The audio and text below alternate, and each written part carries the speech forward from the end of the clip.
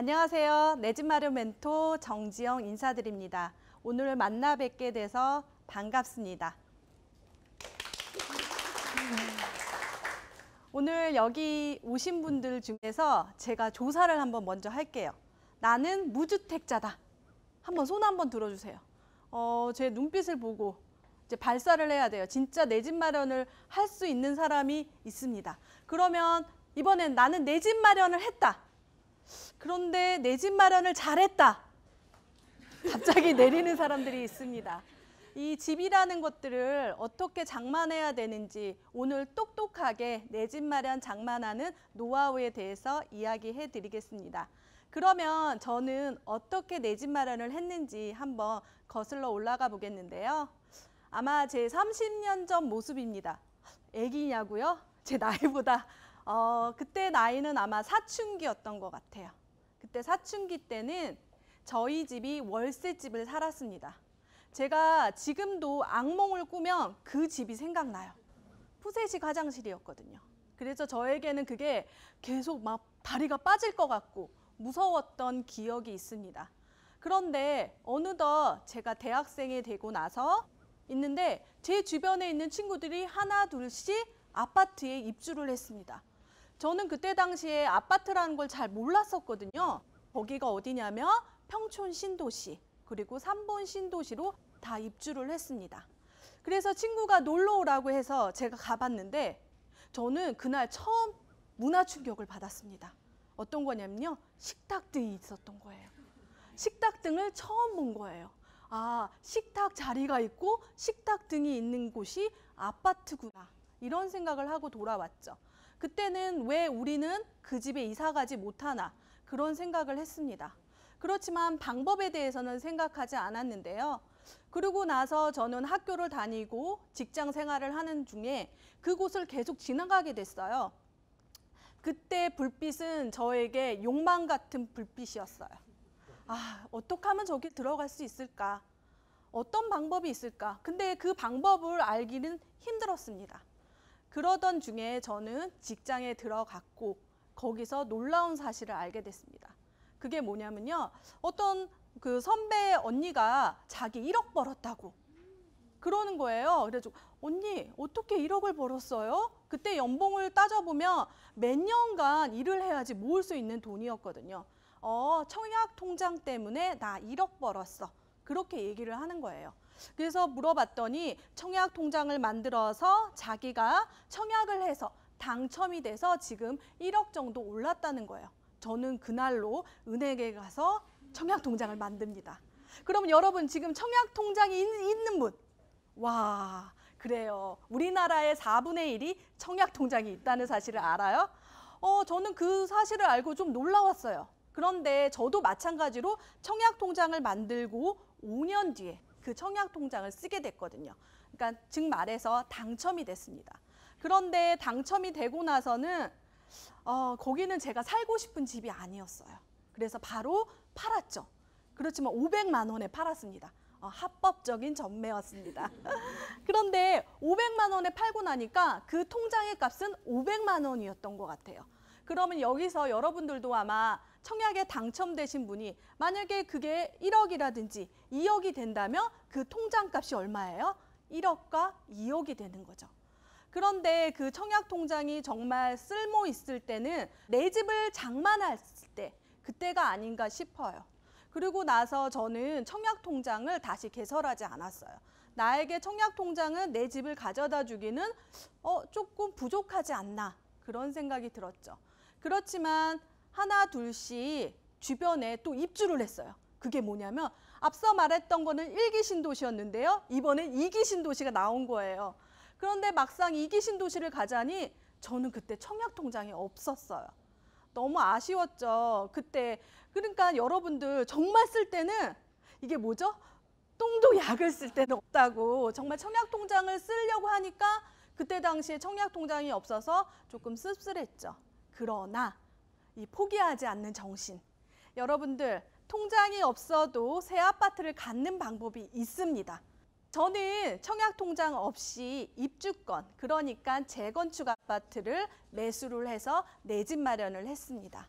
근데 사실 그때 제가 뭘 알았겠습니까? 그런데 중요한 사실은 이 집이 새 아파트가 된다. 그거랑 그리고 내가 지금 얼마의 돈이 필요하고 나중에 얼마의 돈이 필요하다는 그 사실만 체크를 했죠. 그리고 이 집값이 오를까 안 오를까 이런 생각은 안 했던 것 같아요. 뭐랄까, 내 집이 생겨야 된다는 그런 생각과 가족의 안정을 생각했죠. 그렇게 해서 저는 내 집 마련을 했고요. 그런데 내 집 마련을 하고 나면 모두 다 모든 걸 이룬 것 같은 느낌. 나는 할 일을 다 했구나. 그런 생각이 들었습니다. 그러던 중에 아이는 태어났고 그리고 열심히 일을 하던 중에 저에게 뜻밖의 일이 벌어집니다. 아마도 여러분들 저의 책에서도 봤을 텐데요. 저는 건강검진을 받는 중에 암 진단을 받게 됩니다. 내가 이렇게 열심히 살았는데 왜 나는 착하게 살았는데 그리고 내 집 마련하고 아이도 잘 키웠는데 왜 나에게 이런 시련이 왔나? 한 번은 좌절을 했습니다. 그런데 그런 얘기가 있어요. 뭐 이렇게 병에 걸리면 우울증이 생긴다고 하잖아요. 그러면 우울증이 안 생기려면 어떻게 할까? 그런 생각을 했습니다. 미친 듯이 밖으로 뛰쳐나갔죠. 밖으로 나가서 어디를 갔냐면요. 부동산에 갔습니다. 약 대신 부동산이었네요. 왜냐하면 부동산에 가면 커피도 마실 수 있고요. 그리고 저를 반겨하는 사람들이 무척 많았습니다. 그렇지만 그때 당시에 부동산을 공부한다는 거는 조금 어려웠어요. 처음 시작은 경매로 시작하게 됐습니다. 여러분들 경매란 걸 어떻게 아시게 됐나요? 보게 되면 무시무시하고 나쁜 일인 것 같고 그렇지만 저에게 경매는 저에게 부를 이루게 해 주었습니다. 가장 좋은 게 뭔지 아세요? 경매 법원에 가면 정지영 제 이름이 불려집니다. 언제요? 낙찰을 받을 때 제 이름이 불러져요. 여기에 계시는 여자분들 중에서 아기 엄마라든지 지금 집에 계시는 가정주부라면 절대적으로 제 말을 듣고 고개를 끄덕이실 거예요. 제 이름이 불려질 때가 별로 없어요. 서진 엄마, 애미야 이렇게 불려지거든요. 그런데 제가 경매에서 낙찰을 받으면 제 이름이 불러지는 거예요. 두근두근 떨렸죠. 저도 맨 처음에 여자의 몸으로 이렇게 경매를 받고 일을 처리하는 과정이 힘들었습니다. 그런데요, 여자들이 더 잘합니다. 어떻게 잘하냐면요. 그분들이 마음에 상처가 있잖아요. 우리 모성애로 다독여주는 거죠. 많이 힘드셨죠? 제가 도와드리겠습니다. 이렇게 다가가면 그분들이 정말로 도움을 요청하고 저는 도움을 주게 되는 거죠. 그러던 중에 여러 가지 일이 있었어요. 거기에 가면 흥망성쇠가 이렇게 느껴져요. 특히 부동산으로 투자하다가 실패한 사람들을 보게 되니까 저도 떨리게 되더라고요. 근데 여러분들 지금 집값이 오르고 있으니까 마냥 오를 것 같죠? 그런데 어떻게 되면은 그런 부를 축적하고 나서 하루아침에 힘들어지는 사람을 보니까 역으로 생각했어요. 이 사람들은 왜 힘든가? 왜 이렇게 됐는가? 이런 생각을 하게 됩니다. 그래서 저는 무리한 투자를 하지 않았고 거기 안에서 제가 할 수 있는 방법대로 많이 진행을 하게 됐죠. 저는 하루도 빠짐없이 한 달 내내 법원에 가야겠다고 마음먹은 적이 있었어요. 법원은 월요일부터 금요일까지 평일에 오픈이 됩니다. 그렇게 해서 제가 한 달 내내 가본 적도 있었어요. 그러면서 거기에서 오는 사람들 그리고 낙찰 받는 사람들 이런 사람들을 유심히 보다 보니까 어떻게 낙찰을 받아야 되는지 알겠더라고요. 제 수많은 통장에서는 낙찰 입찰을 했던 증거가 있고 거기서 저는 많이 낙찰을 받게 됩니다. 그렇지만 그게 이제 시세 조사라든지 그렇게 했지만 많이 할수록 되는 거예요. 10번 가서 한 번 가서는 절대 안 되죠. 100번은 가셔야 되는 거예요. 그렇지만 그 과정에서도 많이 배우고 노력하게 됐습니다. 그런데 그런 생각을 하게 돼요. 여러분들이 이제 부동산, 내 집 마련을 했던 사람들은 다 일을 끝냈다고 생각하지만 뒤돌아보면 엄마, 아빠가 계시는 거예요. 우리는 지금 3남매거든요. 그리고 그러니까 5 식구가 이제 컸어요. 그리고 나서 결혼을 하고 나면 4채가 필요하게 된 거예요. 집이. 그렇잖아요. 결혼을 하게 되니까. 그렇게 해서 보니까 하나하나 오빠, 언니, 나, 아빠, 엄마 집들이 필요하게 된 거죠. 그 당시에 엄마는 월세를 살고 있었습니다. 어느 날 갑자기 지영아, 나도 집이 갖고 싶다. 이런 얘기를 하셨어요. 그래서 저는 그럼 엄마가 갖고 싶은 집이 뭐야? 하고 이렇게 했더니 엄마는 방 3개, 욕실 2개, 거실이 있는 계단식 아파트였어요.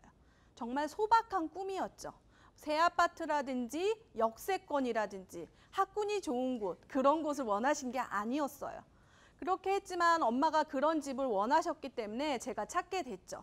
그런데요, 여러분 자기 집을 찾을 때는 그냥 좋은 뭐 디귿자 싱크대에 막 뷰 좋은데 아무 데나 선택하는데 엄마 집을 선택하려니까 너무 떨리는 거예요. 그게 왜 그래요? 잘못되면 내 탓 이렇게 되는 거예요. 그리고 특히 만약에 집값이 떨어진다고 해서 내가 보전해 준다고 해도 엄마는 뒤에 가서 울고 계시겠죠. 집값 떨어졌다고. 그래서 저는 거기서 기준을 잡았습니다. 절대 떨어지지 않는 가격의 아파트를 찾자. 반대로 얘기하면 오를 만한 곳이었지만 그렇지만 절대 떨어지지 않는 아파트가 도대체 뭘까라는 고민을 하게 됐습니다. 그 중에서는 월세 수익이 나는, 환산을 해서 월세 수익이 나는 아파트를 찾게 된 거죠. 그래서 실제적으로 나중에 매도를 했을 때 그 집을 샀던 사람이 월세를 주기 위해서 그 집을 매수를 했더라고요. 저는 그렇게 해서 계산을 했고 여러 군데를 찾다 보니까 이제 검색을 하게 되는 거죠. 검색을 하던 중에 되게 싼 물건이 있는 거예요. 그래서 제가 전화를 했죠. 이 물건은 뭐예요? 이 물건을 살 수 있나요? 그랬더니 경매로 나온 물건이에요 라고 얘기를 하더라고요. 그래서 저는 그때 처음으로 경매라는 단어를 알게 됐어요. 경매 이퀄 싸게 살 수 있는 방법이라는 걸 알게 됐죠. 그 다음부터 공부를 되게 열심히 했어요. 근데 사실 앞서 말했듯이 제가 경매를 시작한 것은 엄마 아빠 집을 장만하기 위해서 했던 거더라고요. 근데 방법론적으로 그걸 했지만 실제적으로 엄마 아빠 집을 장만할 때 경매로 장만하려고 노력했지만 직접 보지 않으시니까 선택을 못 하시더라고요. 그리고 저도 걱정이 되죠. 그래서 사실 경매로는 엄마 아빠 집을 마련하지 못했습니다. 그러던 중에 저는 어떤 곳에 강의를 들으러 갔어요. 저도 그때 당시 5만 원짜리 강의였는데요. 그 강의를 듣고 몇 배의 수익이 생겼습니다.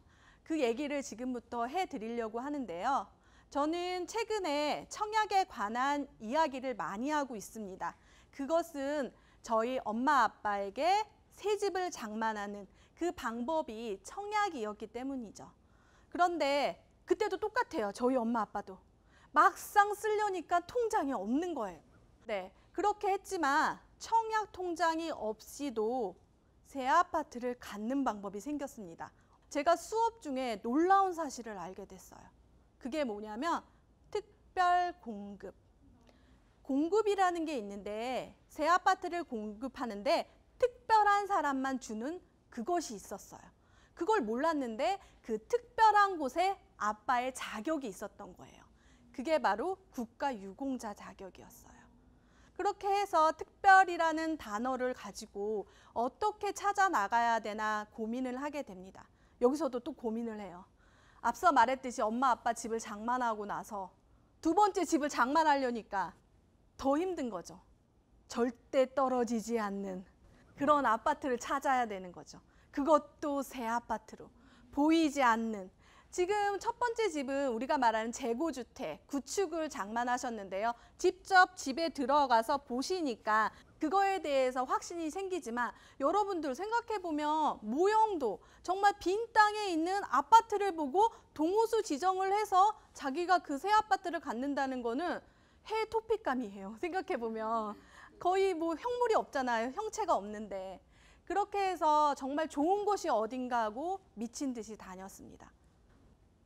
여러 군데의 택지지구를 다녔죠. 빈 땅에 가서 뭐 흙탕물길도 가보고 그리고 빈 땅을 보면서 거기에 지어진 아파트를 상상하게 되고 상상이 안 되니까요. 아예 지어진 그러니까 택지지구 중에 입주한 지역을 다 찾아가 봤어요. 그랬더니 놀라운 사실을 알게 됐어요. 어느 곳은 비싸고 어느 곳은 싼 거예요. 그게 뭘까? 여러 가지가 있어요. 지금부터 적으셔야 됩니다. 어떤 거냐면요. 초등학교. 학교가 같은 곳은 학교가 가까운 곳이 프리미엄, 그러니까 가격이 상승했고요. 그 다음에 역세권입니다. 역세권에도 여러분 많은 역세권이 있지만 미래의 역세권도 있어요. 그런데 삽도 안 든 역세권도 사실은 있습니다. 그렇지만 역세권이라는 게 지금 바로 이용 가능하다면 프리미엄은 더 높겠죠. 그리고 상가를 이용하기 편리한 곳. 그러니까 우리가 택지지구 안에 빨간 테두리로 이렇게 되어 있는 곳들이 상가 자리거든요. 그쪽 지역을 보면은 항상 프리미엄이 높았습니다. 그리고 프리미엄이 낮은 곳은 왜 낮나 하고 봤더니 그 주변에 새 아파트가 너무 많이 들어서는 곳, 그런 곳도 안 오르더라고요. 여러 가지 오르고 내리고를 직접 눈으로 봤더니 실제적으로 분양을 받을 때는 그것이 보이더라고요. 근데 여러분들이 생각해보면 어느 곳은 오르고 어느 곳은 내린지 그거에 대해서 잘 판단이 안 드시죠. 그렇지만 저는 정말 수많은 모델하우스를 가봤습니다. 그 모델하우스에 가서 모형도도 보고 어떤 것이 입주를 하고 어떤 것이 좋은 건지 한번 판단이 되어보죠. 그렇지만 저는 향후 분양할 예정 물량이 궁금했습니다. 왜냐하면 1년 동안 아빠가 청약할 곳이 많은데 가장 좋은 곳, 가장 적합한 곳을 찾아야 되기 때문에 1년치를 연구를 하게 됐어요. 그렇게 되니까 자기 지역, 자기가 가고 싶은 지역에 1년치의 분양 예정 물량을 판단하는 게 좋습니다. 그 중에 하나가 떠올랐죠. 사실 그 아파트는, 그 지역은 아빠가 출퇴근하기는 조금 어려웠습니다. 저는 그것은 그 아파트를 징검다리 하우스라고 표현하는데요. 자기가 살기 원하는 곳으로 갈 때 한번 디딛고 가라는 의미로 저는 그 아파트를 선정했거든요. 그래서 이제 아빠한테 아빠 이제부터 이 아파트를 들어가려면 4천만 원을 모아야 돼 그랬어요. 아빠는 그동안에 한량같이 살았기 때문에 이 방송을 보면 아빠 여기다 그렇게 생각하겠지만 아빠는 그렇게 돈을 많이 모아본 적이 없으셨어요. 그런데 놀라운 거는 이 내 집 마련으로 개가천선을 하셨어요.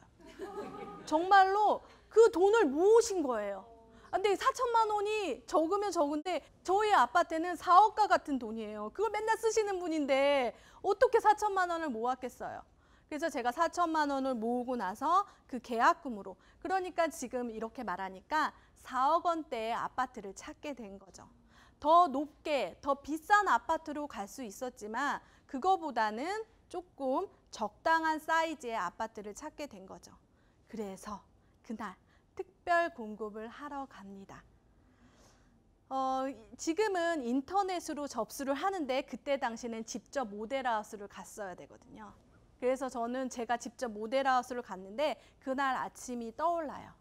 아빠가 먼 길을 간다고 아침에 김밥을 사가지고 1,000원짜리 김밥을 사가지고 저에게 손을 쥐어주면서 열심히 하고 오라고 말씀하셨습니다. 그런데 그 김밥이 쉰 거예요. 근데 그걸 아빠가 드신 거예요. 그래서 아빠가 탈이 나서 저는 그게 기억이 남는데 그 김밥을 보니까 그 마음이 느껴지는 거예요. 그러니까 내 집 마련을 하고 싶다는 마음. 그래서 진정 그때 제가 청약을 하고 나서 당첨이 되셨어요. 박수 한번 쳐주세요. 당첨이 되셨는데 노얄동 노얄층인 거예요. 박수 한번 더. 너무 행복한 거죠. 어떻게 그렇게 노얄층이 됐는지. 아빠는 운이 너무 좋은 사람이에요. 그러던 중에 아까 말했듯이 그 집에 들어가 살 수는 없었어요. 너무 멀었죠. 그러던 중에 새 아파트를 가질 수 있는 방법을 또 찾았어요. 이제는 정말 잘 찾으리라. 근데 이번에도 청약통장 없이. 그게 방법이 뭐였냐면 우리 요즘에 많이 유행하는 말이 있죠. 죽고 줍는다라는 말로 청약통장 없이 미계약분에 도전하게 됩니다. 정말 그때 당시에도 아빠가 개가천선 2번째를 했습니다. 3천만 원을 준비하셨어요. 그리고 아빠가 알아보셨어요, 그거를. 아빠가 여기 이제 미계학분이 나온대 라고 아빠가 먼저 저를 알려줬어요. 그래서 저는 그 소식을 주변에다 알려줘서 여기 당첨자도 있습니다. 그렇게 해서 당첨이 되셨어요, 그것도. 웬일이에요. 이렇게 당첨이 잘 되는 사람이었을까요? 말년운이 진짜 대박입니다. 그러고 나서 진짜 입주를 했는데요. 그 입주하는 날 저는 너무 기뻤어요. 그날은 엄마에게 선물을 줬어요. 안마사를 불렀어요. 안마를 해주는 사람. 이게 나이 들어서 이사하면요, 몸이 아파요. 그래서 여러분들도 부모님이 계시면 내 집 마련을 빨리 해드려야 돼요. 그리고 오래 사실 거면 새 아파트를 해드려야죠. 그래서 저희 아빠와 엄마는 정말 지금 2번째 주택을 갖게 된 거죠. 정말 부동산 효녀. 제가 닉네임이 부동산 효녀예요. 부동산 효녀 같지 않나요? 네.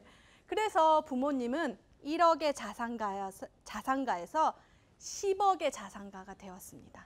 그것은 10배의 기적이고 그 기적은 청약과 분양으로 이루어진 것입니다. 박수. 제가 이렇게 부모님의 집을 찾다 보니까 이런 마음이 생기더라고요. 주변에 내 집 마련 못하신 분들에게 도움이 되고 싶다는 생각을 했습니다. 그 다음부터는 저는 내 집 마련 멘토로서 활동하고 있는데요.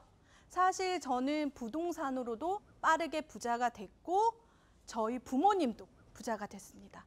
제가 농담 삼아 얘기했던 하우스 푸어 우리 언니도 부동산으로 다시 일어났습니다. 사실 여러분들이 지금 이 지식을 듣고 자신의 내 집 마련을 위해서 살겠지만 나중에 여러분들의 그 부모님과 형제 자매에게 큰 도움이 되리라 그런 생각이 들어요.